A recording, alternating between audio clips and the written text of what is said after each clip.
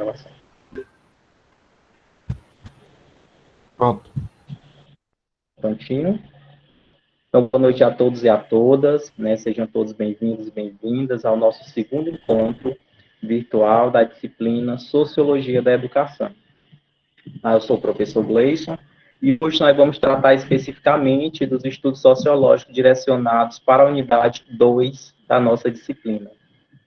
Na aula passada, nós fizemos a apresentação geral da disciplina, mostrei para vocês como é que estava, né, dividida todas as unidades, e o que seria estudado em cada uma dessas unidades. Fiz uma apresentação geral, né, do que estava contemplado dentro da unidade 1, especificamente no que se refere às questões conceituais de sociologia, né, a questão de origem, quem foram os principais idealizadores, e os reais motivos que levaram, né, motivos e até as necessidades que levaram aí ao desenvolvimento desse importante estudo que hoje nos serve aí, nos dá esse importante apoio no processo de compreensão educacional e social. Então, na nossa disciplina de hoje, minha gente, na nossa unidade, ou melhor, a gente vai continuar a nossa discussão. E aí eu começo falando que, vocês podem estar acompanhando aqui no slide, que a sociologia da educação, ela se volta, né, para o contexto educacional hoje, mencionando o quê? A natureza social do processo educativo e as relações que existem entre a escola e a sociedade mostram a importância da sociologia da educação na formação do educador. Então, como vocês já poderam ver, a partir da leitura do material que já foi postado no CIGAR, a unidade 1, ela faz toda aquela contextualização sobre a vida de cada um daqueles sociólogos que lá foram mencionados, os métodos sociológicos de cada um deles e a sua concepção no que se refere à educação. A unidade 2, ela já faz um aprofundamento mais direcionado dessas concepções sociológicas para o chão da escola e para a sala de aula, especificamente para o trabalho que o professor desenvolve, né, o trabalho que vai muito além, né, de simplesmente transmitir conteúdo, porque como a gente percebe lá, é um trabalho, existe todo um trabalho social por trás disso. Então, do ponto de vista sociológico, nós podemos compreender que a educação ela é um processo pelo qual a sociedade ela procura transmitir as suas tradições, os seus costumes, as habilidades, isso é, a cultura dos mais velhos até os mais novos. Então, nós percebemos que existe aí uma preocupação cultural, uma preocupação histórica. E aí, para que a gente possa entender o nosso papel hoje, qual é a nossa função enquanto professores de letras em inglês ou de qualquer outra área dentro da sala de aula, nós precisamos estar fazendo aí essa busca, né, para poder facilitar a nossa compreensão. Então, dessa forma, a educação ela é repassada para a gente como uma ação pela qual essas gerações transmitem, né, determinados ensinamentos de geração em geração. Frente a isso, nós passamos a nos questionar qual o nosso papel enquanto educador. Na aula passada, a gente fez aqui algumas comparações, alguns paralelos sobre o contexto educacional desde os primórdios até os dias atuais. A gente viu o que foi conceito de educação, embora que informal, lá no período da colonização, e as diferentes concepções que a gente ia tendo sobre a educação até chegarmos hoje. Nós percebemos que o contexto histórico é outro, o contexto social é outro, e a maneira de se ensinar também precisa ser outra, porque existem por trás disso outras preocupações sociais. E aí vai aparecer os nossos 3 sociólogos básicos que a gente vai utilizar aqui durante esta unidade para poder entender melhor aí toda essa mudança, né, que aconteceu aí ao longo desse percurso histórico. Mas para isso a gente vai precisar relembrar, né, de um tópico que a gente mencionou lá na unidade 1 sobre os acontecimentos que foram fundamentais para o surgimento da sociologia e principalmente para a compreensão desta conhecimento como ciência que hoje nos dá esse embasamento frente ao processo de compreensão educacional.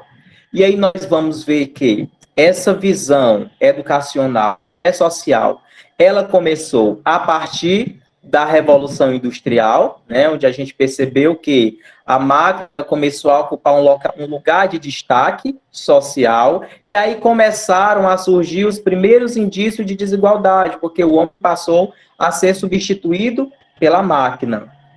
Então, as pessoas que precisavam trabalhar, precisavam se colocar em uma situação de exploração.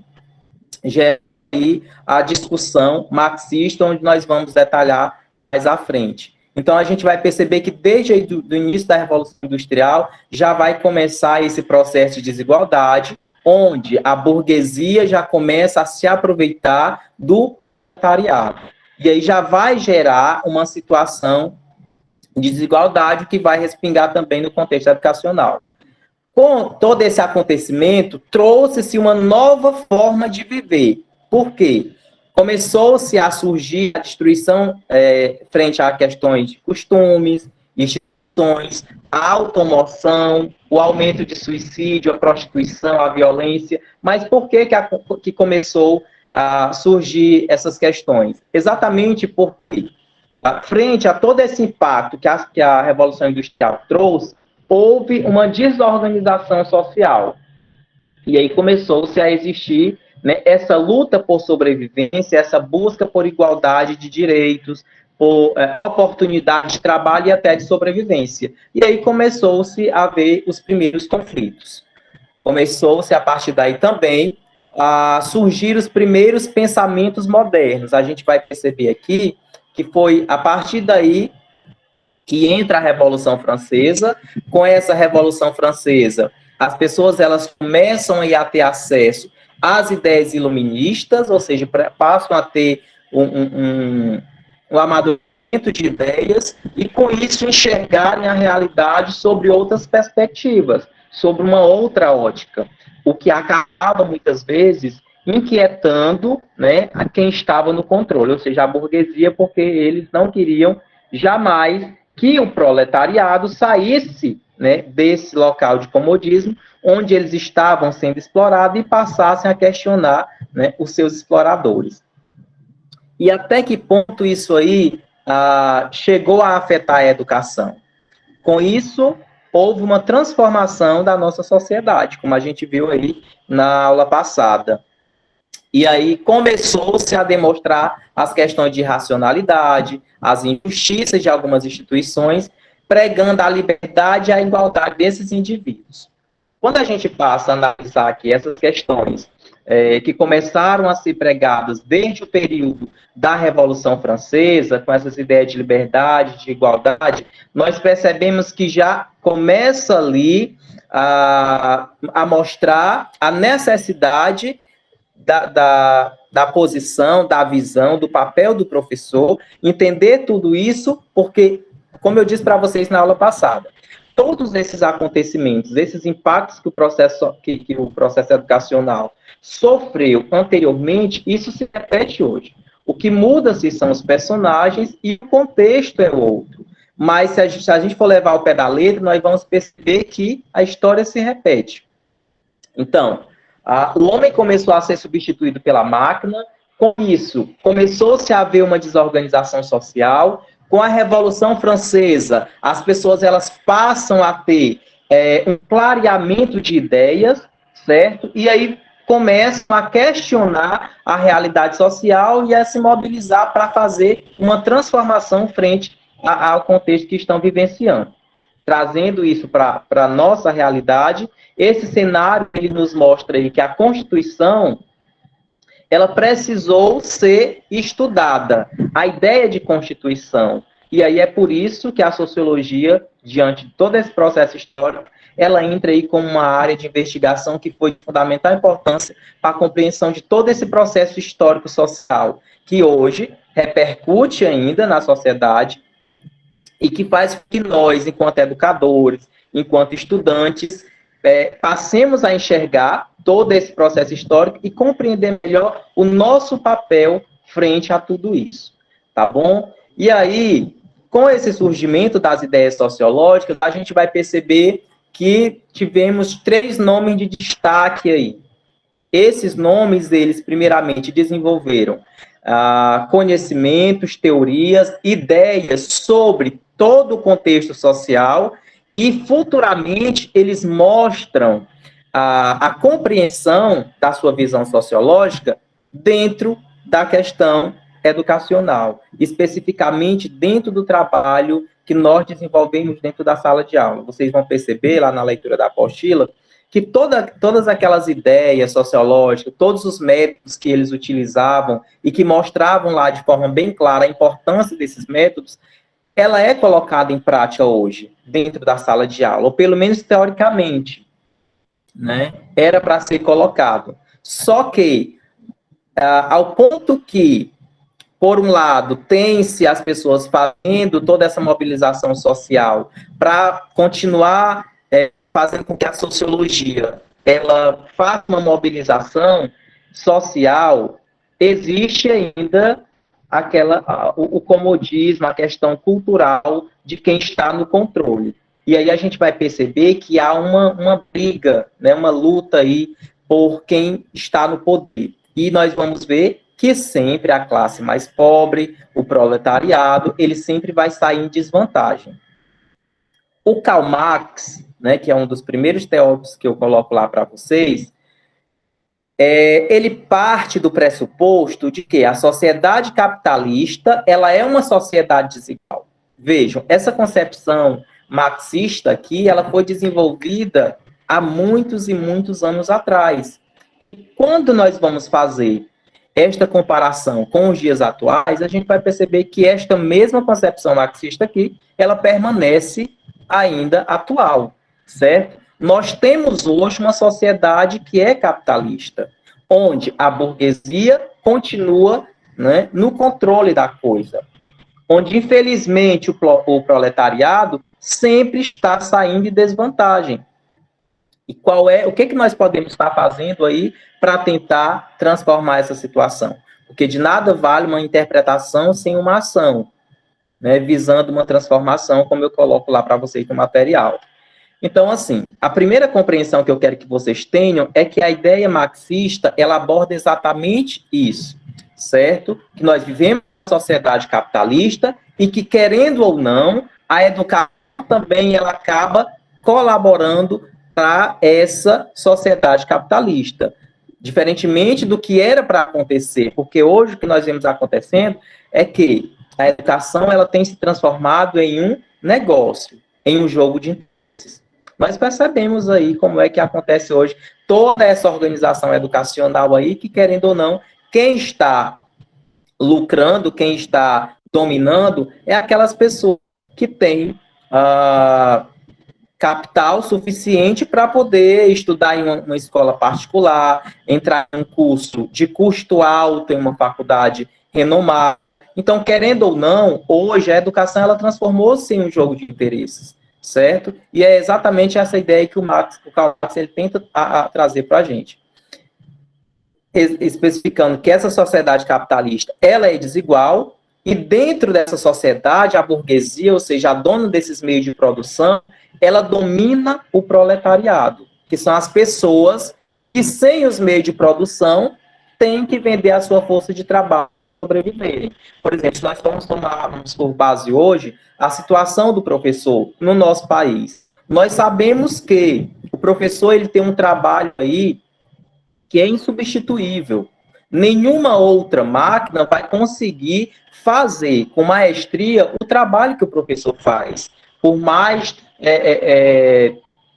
moderna que seja, né, essa tecnologia. Nós podemos vivenciar isso na prática nesse período de pandemia. A gente percebeu que mudou-se completamente os hábitos dos professores, as maneiras de ensinar, as metodologias, os recursos, principalmente, que passaram a ser utilizados, mas a gente percebeu também que houve uma queda muito grande nos índices educacionais. Se nós formos analisar, houve um retrocesso de 10 a 15 anos nos índices educacionais do nosso país.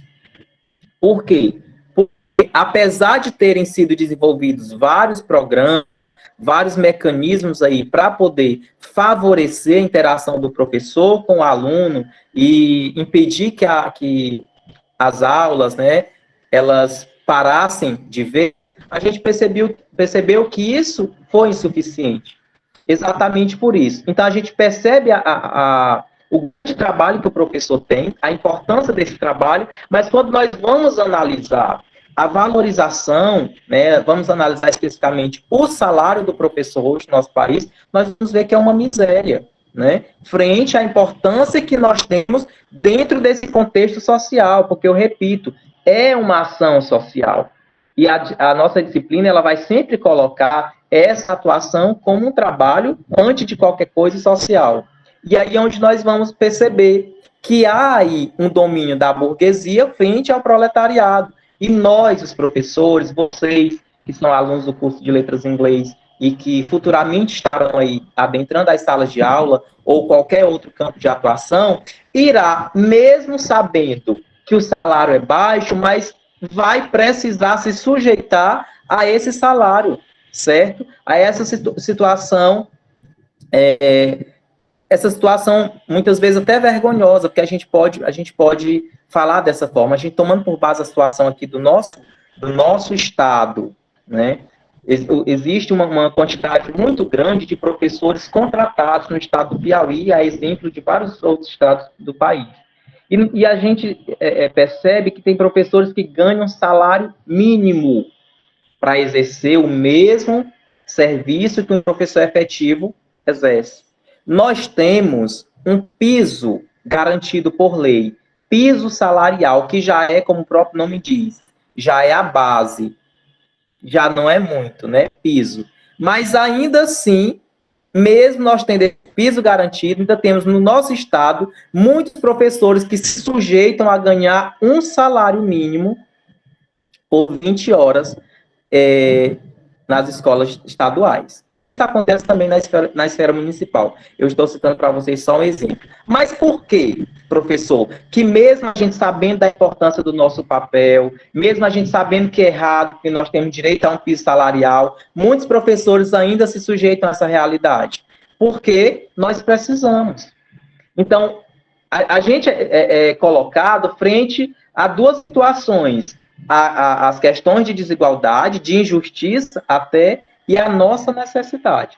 Ou nós trabalhamos, ou então nós iremos passar fome, nós não iremos cumprir com os nossos compromissos financeiros ao final do mês, e por isso nós precisamos nos obrigar a isso. Ou seja, passamos a ser a massa que é forçada, que é controlada por esse capitalismo. O serviço que nós desenvolvemos, ele vai surtir, né, muitos frutos aí, principalmente dentro das escolas particulares, porque hoje, a gente trazendo também a nossa discussão aqui para as escolas particulares, a gente vai perceber que a questão salarial não é muita para o professor. Por outro lado, né, os donos das escolas, ou seja, quem está no poder, a burguesia, a gente utilizando aqui esse termo, eles lucram, né, o triplo, o quadruplo nas nossas costas. Então, vai sempre existir aí essa relação que o Marx chama de capitalista, uma relação de desigualdade, uma relação de exploração, onde os donos dos meios de produção acabam, né, se aproveitando das pessoas que estão sem os meios de produção e que têm que vender a sua força de trabalho para sobreviver. Porque ou nós nos sujeitamos a essas situações, ou a gente vai passar fome, a gente vai, né, deixar de arcar com as nossas dívidas ao final de cada mês. Então, o Marx ele defende essa ideia de desigualdade social por conta aí desse jogo de interesses que existe, né, dentro de todo esse contexto social e educacional. Vocês estão compreendendo até aqui? Qualquer dúvida podem estar colocando aqui, viu, no chatzinho, pergunta, enfim, participem assim como vocês fizeram na aula passada, porque é muito válido, enriquece bastante aí o nosso encontro virtual. Então, ainda continuando aqui, falando para vocês sobre essas ideias de Marx e educação, nós podemos mencionar ainda que ele não elaborou aí uma teoria da educação, né? Isso vocês puderam ver também lá a partir da leitura do material. Mas mesmo não tendo elaborado essa teoria da educação, ele nos traz uma prática educacional transformada do contexto social ao qual estamos inseridos, né? Como eu falei anteriormente, o capitalismo. Ou seja, o trabalho dependia da educação e a classe proletária era inserida nessa via desde a infância.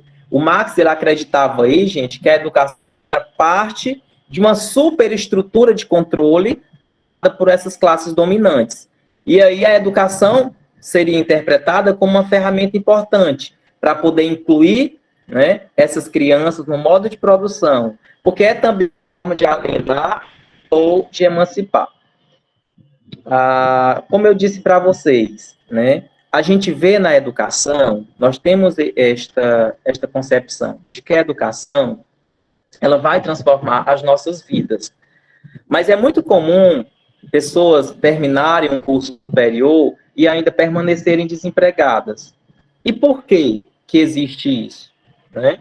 Porque é que tem muitas pessoas, mesmo sem poder, financiam um curso superior e mesmo ao final desse curso, elas continuam desempregadas sem terem como pagar financiamento. Exatamente porque, como eu falei para vocês, a educação hoje ela virou um negócio. O que era para ser uma política pública acabou se tornando um jogo de negócios. E por que que isso tem se fortalecido cada vez mais? Exatamente porque as oportunidades que são lançadas em forma de políticas públicas, elas são desiguais. Eu menciono para vocês aqui mais uma vez o exemplo do Enem, né? Aluno de escola pública, que nós sabemos que por mais exemplar que a escola seja, ela não se iguala a uma escola particular. E não é por conta do empenho do professor, não. É por uma série de fatores. A clientela, a oferta de estrutura mesmo da escola, o material que é ofertado, enfim. Existe toda uma situação social por trás que acaba colocando a escola pública em uma situação de desvantagem, certo? E aí, em contrapartida, temos as escolas particulares, onde quem pode investir tem à sua disposição todo um arcabouço de recursos, de materiais, de aulas, enfim, uma situação que coloca a escola particular em uma situação de vantagem, de privilégio. E aí, esses mesmos alunos que são privilegiados nas escolas particulares, eles vão disputar as vagas que os alunos das escolas públicas também estão concorrendo, as vagas do Enem, que é uma política pública, gratuita. Então, por que que vocês acham que a grande maioria dos alunos que estão hoje conseguindo vaga nos melhores cursos, né, dentro das universidades, das faculdades, são os alunos provenientes da rede privada, das escolas particulares?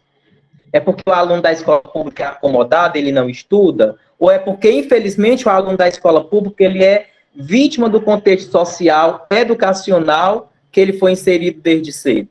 O que vocês acham sobre isso?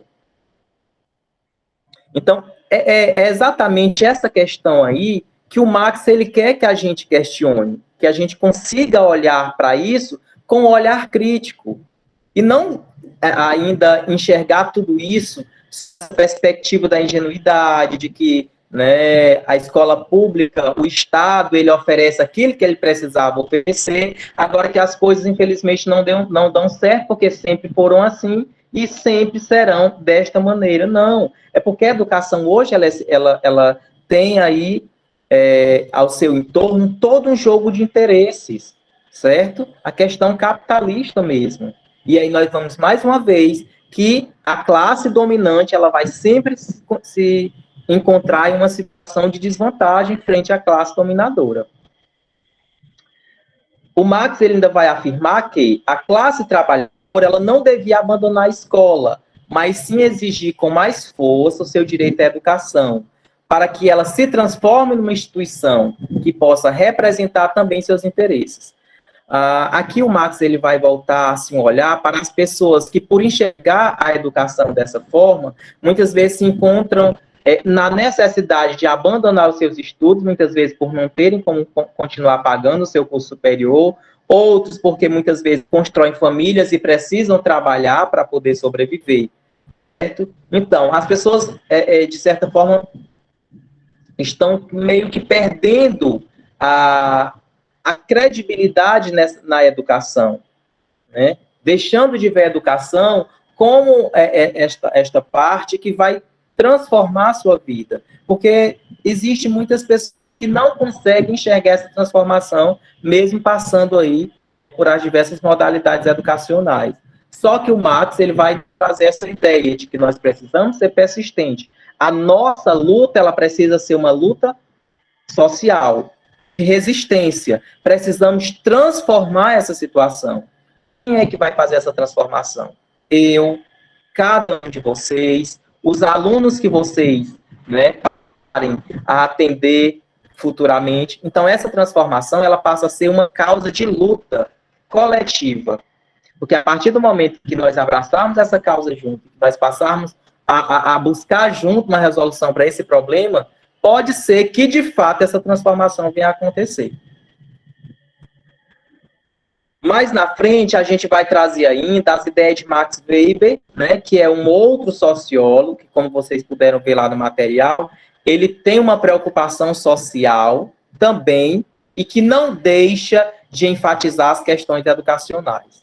O Max Weber, né, ele menciona que a educação ela passou a ser um pacote de conteúdos voltado para o treinamento de indivíduos. Percebam, aqui mais uma vez eu convido vocês a pensarem a educação lá nos primórdios, qual eram os objetivos educacionais que tínhamos antes e qual é o objetivo que nós temos hoje. Qual é a função da escola hoje? Qual é o papel do professor? E por que que hoje, apesar de nós, enquanto professores, muitas vezes compreendermos o real motivo da educação, nós somos, de certa forma, controlados por um sistema que nos diz o que fazer e para que fazer aquilo. Vocês percebem isso? Quando nós vamos lecionar, eu acredito que vocês já passaram pelos estágios e quem não passou vai passar, vocês irão perceber que dentro do nosso processo de planejamento, nós já temos lá organizado documentos que nos limitam, muitas vezes, a ter uma autonomia maior frente à aula que eu estou ali ministrando. Eu já tenho um conteúdo, eu já tenho uma habilidade e eu tenho uma competência a alcançar. Ou seja, eu estou ministrando esta aula porque eu quero que o meu aluno contemple competência X. E o que muitas vezes nós não nos damos conta é que quem impôs essas competências tem um interesse por trás. E aí a gente pode mencionar aqui o exemplo do atual ensino médio que foi proposto agora a partir desta contrarreforma.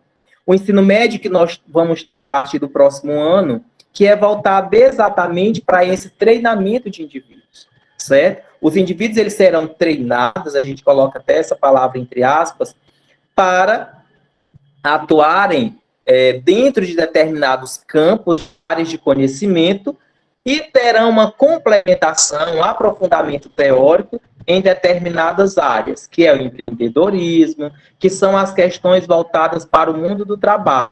E quando eu falo em mundo do trabalho, mais uma vez, eu convido vocês a pensarem as ideias de Karl Marx, as ideias marxistas aqui, onde nós somos preparados para sermos controlados, para sermos essa massa que vai servir a burguesia que está no controle. Então, a gente percebe aqui que o Weber, ele traz aí um pensamento que comunga com algumas ideias marxistas também, especificamente quando ele diz que esses conteúdos, esse pacote de conteúdos, fazendo analogia à educação, ela é voltada para o treinamento desses indivíduos, né? Que tivesse condições de operar essas novas funções, seja nas empresas privadas, seja na administração pública, ou mesmo nos cargos eletivos. Para Max Weber, educar no sentido da racionalização também passou a ser fundamental para o capitalismo. Por a cada dia que passa, o capitalismo cresce, o mercado de trabalho ele se diversifica. E quem é que precisa também estar preparado para atender esse mercado de trabalho? Nós, que somos a massa, o proletário, certo? Então, o Max Weber ele vai fazer também essa crítica sociológica aqui, enfatizando que, complementando aí, na verdade, as ideias marxistas, de que a educação, ela querendo ou não, está sendo aí uma moeda de troca, né? Existe todo um jogo de negócio, um jogo de interesses, perdão, por trás do que se propõe disfarçado de política pública, mas que, na verdade, a gente sabe que todo esse trabalho, toda essa situação leva-se para um único fim, que é a velha e cultural ideia de sempre existir quem controla e quem é controlado, quem explora e quem é obrigado a ser explorado, certo? É por isso que ele coloca que educar no sentido de racionalização também passou a ser fundamental no capitalismo, pois ele se pauta pela lógica do lucro, como vocês podem acompanhar aí pelo slide, do lucro, do cálculo de custos e benefícios, e precisa de profissionais treinados para isso, certo? O Weber, né, ele ainda nos coloca que a educação ela faz parte de uma seleção social, ou seja, um elemento permanente na sociedade, e a educação ela contribui para essa seleção social, favorecendo o êxito individual. Então, diferentemente do que era para acontecer, a gente vê que a educação ela não contempla o todo, o coletivo. Ela está mais voltada para esse contexto da seleção, certo? Ou seja, da peneira.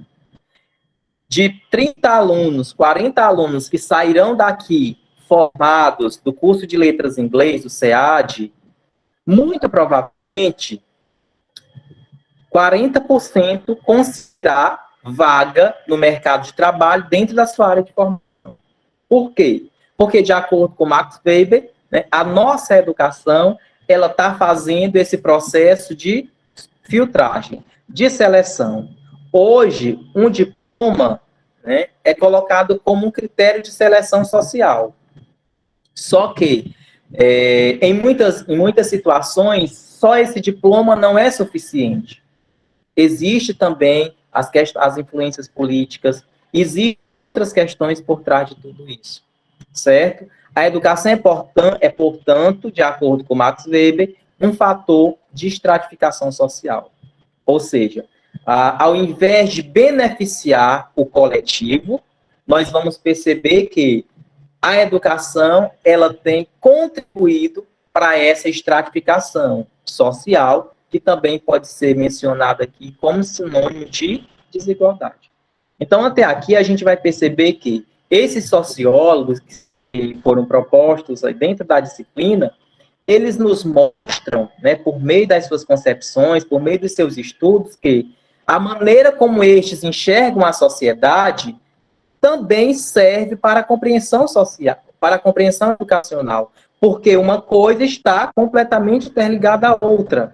Educa-se para uma sociedade. E se essa sociedade ela está organizada de determinada forma, claro que vai se exigir que essa educação ela prepare esses indivíduos, ela treine esses indivíduos, como bem coloca aqui o Max Weber, para atender às reais necessidades desta organização social que nós temos hoje. Tá dando para entender até aqui, gente? Ou não? Coloquem aqui no chatzinho se vocês estão entendendo, se vocês têm alguma pergunta, para que eu possa continuar.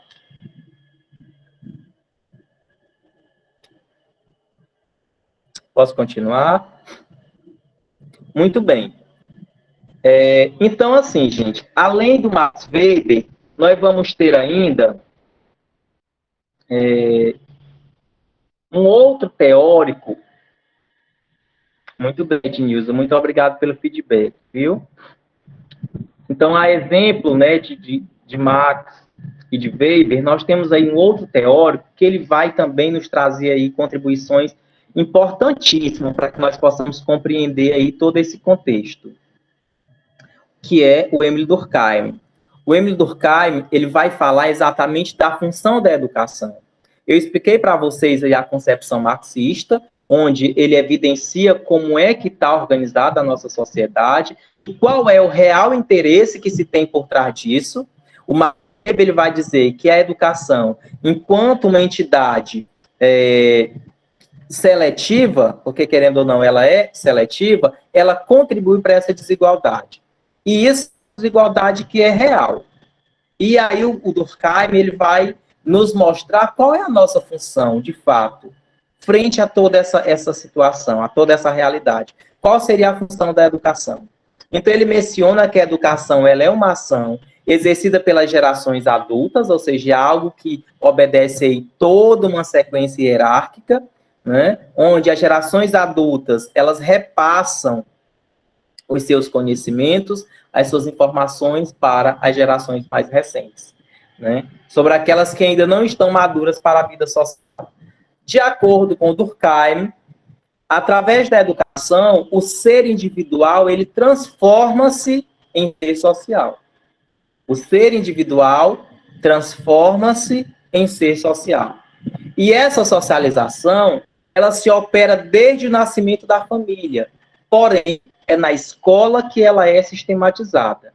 Ou seja, o processo educacional, Durkheim, ele deixa muito bem claro aqui, que ele vai muito além dos muros da escola. Né? Que existe aí uma interferência social desde o nascimento dessa criança, mas que, por trás de tudo isso, existe uma grande contribuição de uma entidade que pode sistematizar, que pode contribuir para essa formação social desse indivíduo. Percebam, a perspectiva de Durkheim é para a formação social e não para a formação individual.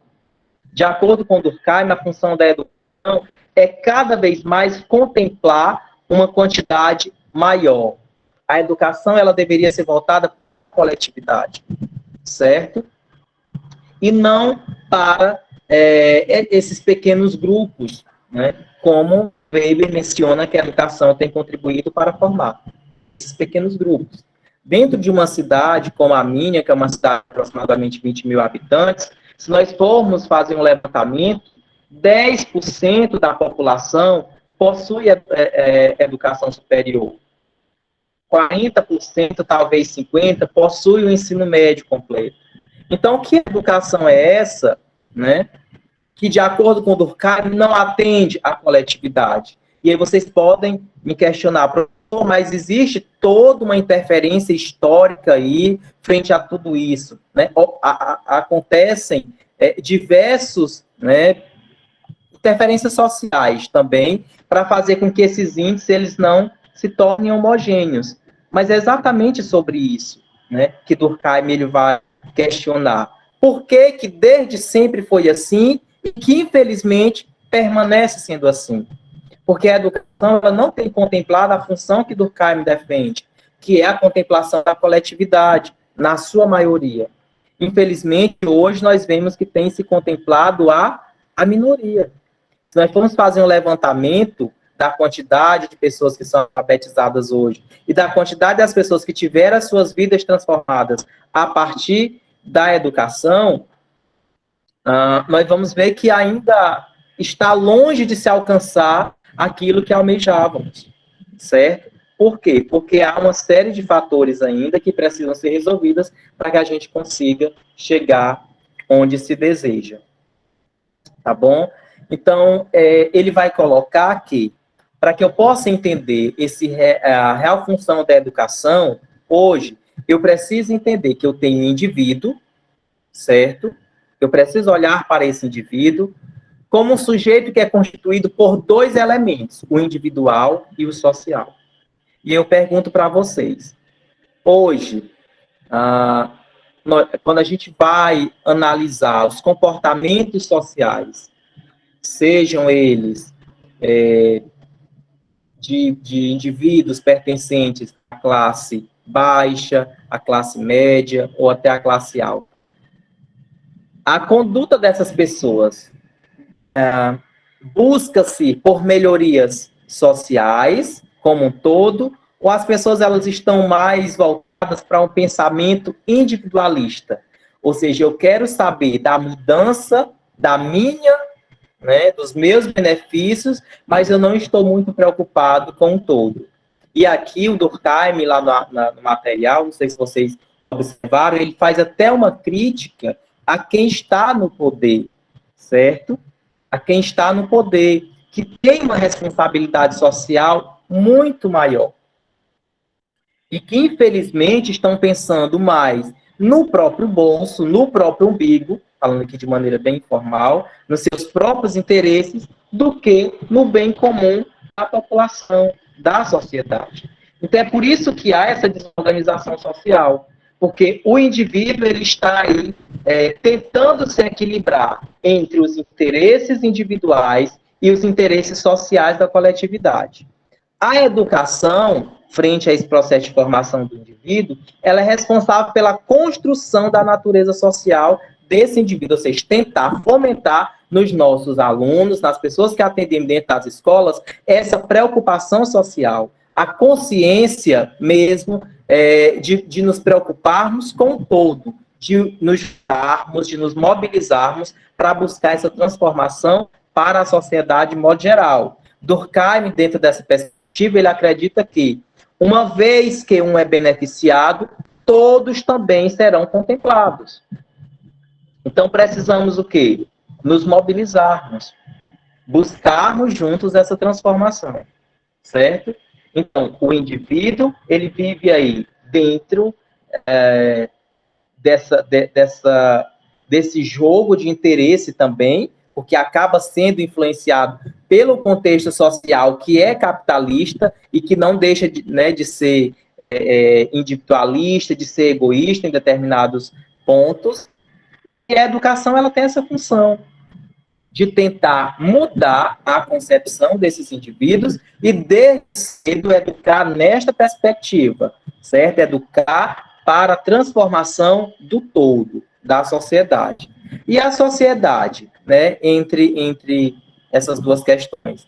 A sociedade, aí, frente ao indivíduo, ela é análoga a um organismo para a sua existência, né? Então, para que essa sociedade ela permaneça existindo, que ela, de certa forma, consiga se colocar em uma situação de equilíbrio, ela é necessário que exista uma relação e manutenção sistemática de seus órgãos. Essa relação ela precisa ser continuamente realizada, de modo que o indivíduo, né, é uma das células responsáveis para a sobrevivência desses organismos. Ou seja, eu sou parte dessa sociedade. Então, para que essa sociedade ela permaneça existindo, principalmente dentro de uma situação de equilíbrio, eu preciso estar fazendo todo esse processo sistemático de manutenção, ou seja, me mobilizando constantemente enquanto professor, enquanto aluno, enquanto cidadão.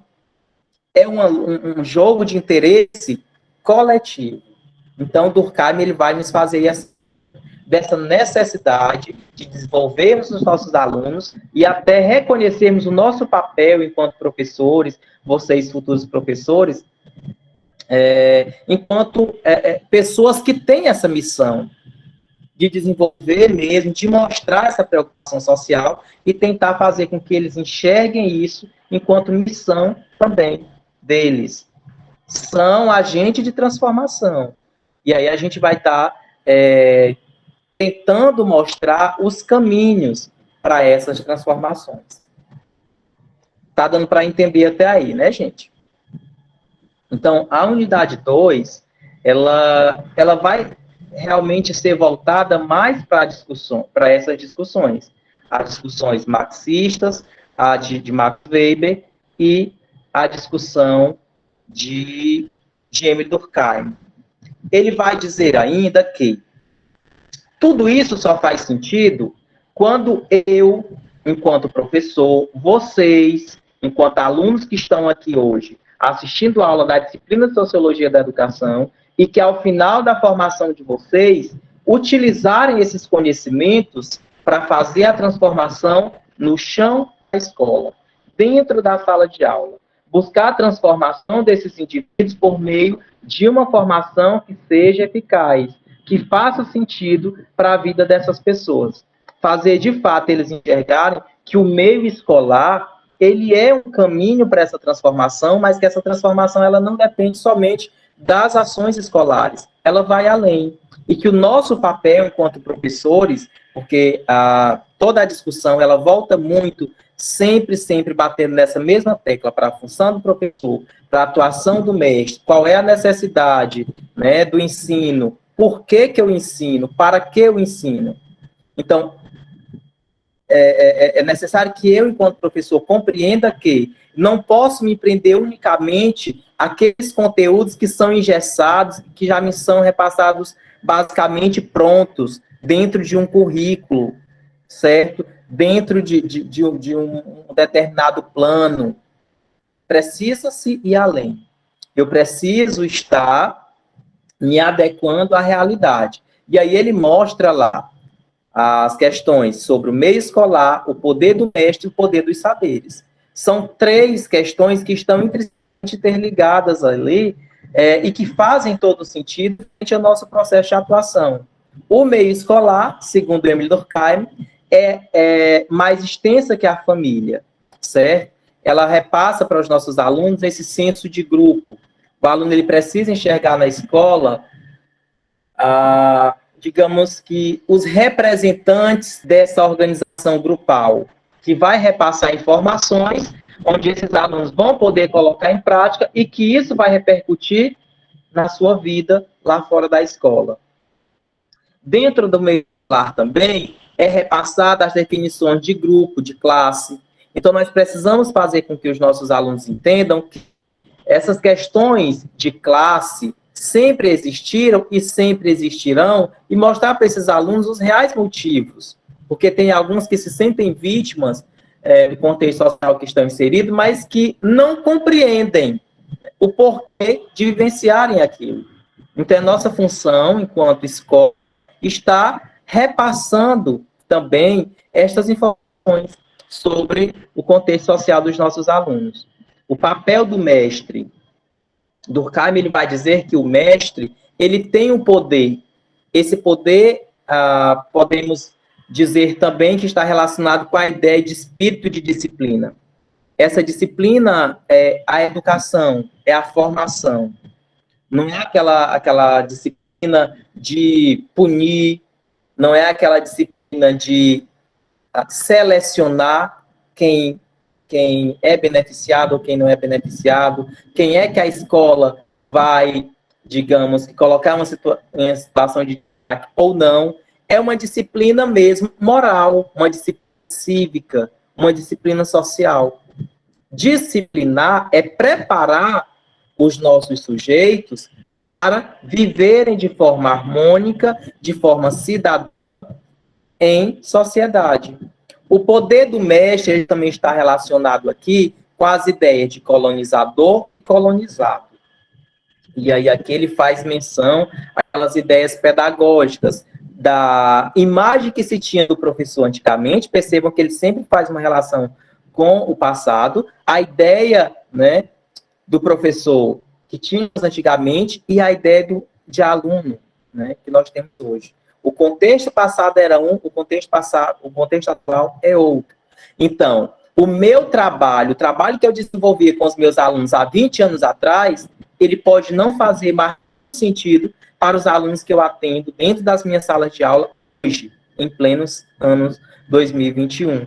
Então, mostra-se aí dentro dessa perspectiva que o professor precisa acompanhar também o contexto social que ele está inserido, levando-se em consideração as vivências, a realidade, o perfil, o momento do aluno, certo? No caso aí das pessoas que são atendidas.